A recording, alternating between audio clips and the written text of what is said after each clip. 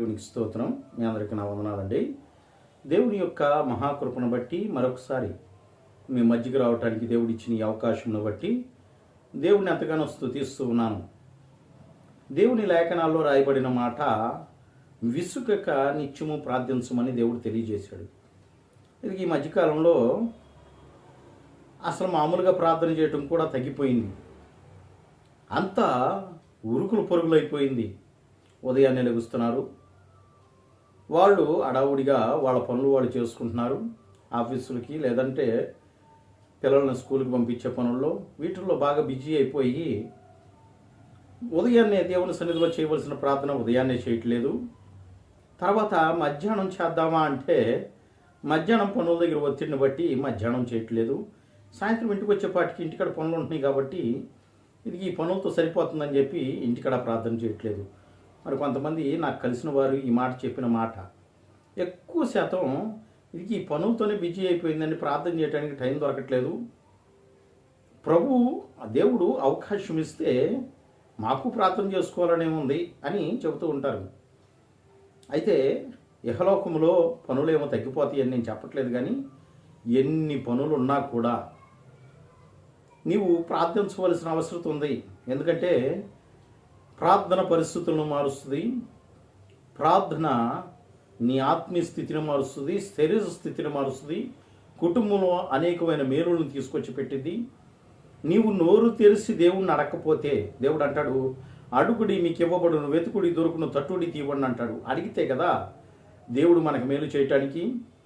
నాకు మొరపెట్టుమో, నేను నీకు ఉత్తరం ఇచ్చేదను, నువ్వు గ్రహింపలేని గొప్ప సంగతులను, గూఢమైన సంగతులను నేను నీకు తెలియజేస్తానంటాడు. దేవునికి మొరపెడితే కదా దేవుని లేఖనాల్లో ఉన్న ఆ మర్మాలేంటో, దేవుని విషయాలేంటో, దేవుని చిత్తమేంటో నీకు అర్థమయ్యేది. నీవు నోరు తెరవకుండా ప్రార్థించకుండా ఇంట్లో అద్భుతాలు కనపడాలి, శరీరంలో ఆరోగ్యం కనపడాలి, అనేకమైన మేలులు నా జీవితంలో జరగాలి అంటే అది ఏ విధంగా కూడా జరగదు. ఎందుకంటే దేవునికి నువ్వు దూరంగా ఉన్నప్పుడు, దేవుని చిత్తం నువ్వు చేయనప్పుడు, దేవుని మాట నువ్వు విన్నప్పుడు, సాతాను మాట వింటున్నావు, సాతానికి నువ్వు బాగా లోబడుతున్నావు. సాతానికి నువ్వు లోబడినప్పుడు సాతాను క్రియలు, సాతాను యొక్క ఆలోచనలు, సాతాను తలంపులు నీ మనసులో నడుస్తూ ఉంటాయి, కానీ దేవుని చిత్తం నెరవేర్చబడదు. ప్రార్థనకు దూరంగా ఉంటున్నామన్నా, దేవుని వాక్యం చదవలేకపోతున్నామన్నా, నీవు నీ పనుల్లో నువ్వు బిజీగా ఉంటున్నావు అంటే, బిజీగా ఉన్నాను అని చెబుతున్నావు అంటే ఇక సాతాను కాకపోతే ఏ విధంగా దేవుడు నడిపిస్తున్నా నిన్ను ఆలోచన చేయాలి. దేవుని చిత్తానికి నువ్వు లోబడే వ్యక్తిగా ఉండాలి, దేవుని చిత్తాన్ని నువ్వు నెరవేర్చే వ్యక్తిగా ఉండాలి.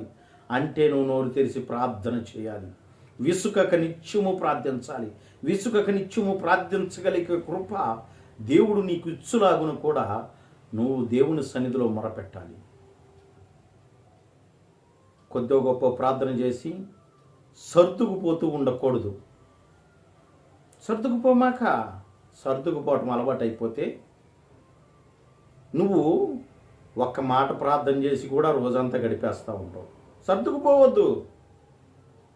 నీకు సమయం దొరికిన కొలది, ఒకవేళ దొరక్కపోతే నువ్వు దాన్ని క్రియేట్ చేసుకుని ప్రార్థన చేయి. దేవునికంటూ కొంత సమయాన్ని కేటాయించడం కోసం అధికారులకు చెప్పు, ఇది నా ప్రార్థనా సమయం, నేను ప్రార్థన చేసుకోవాలండి, నా దేవుని కంటే నాకు ఏది ఇంపార్టెంట్ కాదని నువ్వు దేవుని సన్నిధిలో సమయాన్ని గడపగలిగితే నీవు ఏది కూడా నష్టపోవు. కానీ దేవుని లేఖనాల్లో రాయబడి ఉంది, సింహ పిల్లలైనను ఆకలిగలిగి పస్తులుంటే ఏమో కానీ యెహోవాను ఆశ్రయించిన వారికి ఏ మేలు కూడా కొదువై ఉండదు. ఇది నేను చెప్పే మాట కాదు, దేవుని లేఖనాల్లో దేవుడే తెలియజేస్తూ ఉన్నాడు. కాబట్టి నీవు నమ్మకంగా దేవుని సన్నిధిలో ప్రార్థించే వ్యక్తిగా ఉండాలి, నమ్మకస్తుడిగా ముందుకు కొనసాగే వ్యక్తిగా ఉండాలి. నీవు నోరు తెరిచి అడిగితే నీ ప్రతి సమస్యను దేవుడు తీర్చడానికి సమర్థుడై ఉన్నాడు. అట్టి కృప దేవుడు ఈ వాక్యం వినుచున్న మీ అందరికీ కూడా అనుగ్రహించునుగాక. ఆమేన్. దేవుడి కొద్ది మాటలు దీవించునుగాక. చిన్న ప్రార్థన చేసుకుందాం. మహాపరిశుద్ధుడు యేసయ్య, ప్రేమ కలిగిన మా తండ్రి, దయ కలిగిన మా రక్షక, విత్తబడిన వాక్యానికి నీరు కట్టి ఫలింప చేయండి. మీ కృపా కాపుదల్లో మీరు భద్రపరచండి. ఎంతమంది మీ వాక్యాన్ని వినుచున్నారో వారందరినీ కూడా మీరు దీవించి ఆశీర్వదించి అంతకంతకు హెచ్చించి మీ చిత్తమే పరిపూర్ణంగా వారి జీవితంలో నెరవేర్చబడినట్లు నోరు తెరిచి మీ సన్నిధిలో ప్రతి ఒక్కరూ కూడా పట్టుదల కలిగి ప్రార్థించే కృపను మీరు దయచేయమని యేసుక్రీస్తు నామమున అడిగి వేడుకుంటున్నాము తండ్రి. ఆమేన్. మీ అందరికీ వందనాలండి.